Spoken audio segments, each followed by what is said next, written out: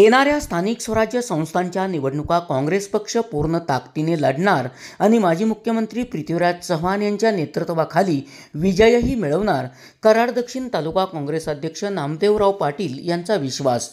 स्थानिक स्वराज्य संस्थांच्या निवडणुका काँग्रेस पक्ष पूर्ण ताकदीने लढवणार असून याबाबत कार्यकर्त्यांनी कोणताही संभ्रम न बाळगता एकजुटीने कामाला लागावे.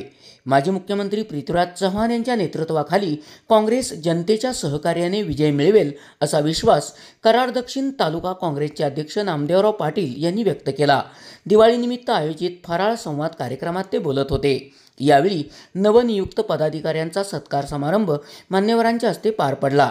यावेळी महाराष्ट्र प्रदेश युवक काँग्रेसचे प्रदेशाध्यक्ष शिवराज मोरे, कराड दक्षिण काँग्रेस कमिटीचे माजी अध्यक्ष मनोहर शिंदे, अजितराव पाटील, युवा नेते इंद्रजित चव्हाण, वैशाली जाधव, गजानन आवळकर, प्रदीप जाधव, नानासो जाधव, दिग्विजय सूर्यवंशी, अमित जाधव, अशोकराव पाटील, शिवाजी जमाले, रवी बडेकर, सुरेश भोसले, प्रदीप शिर्के यांच्यासह काँग्रेस कार्यकर्ते मोठ्या संख्येने उपस्थित होते.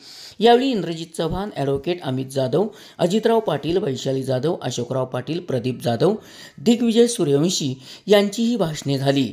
विजय माने यांनी सूत्रसंचालन केले. SP ओरिजिनेटिव्हसाठी सुनील परीट, कराड.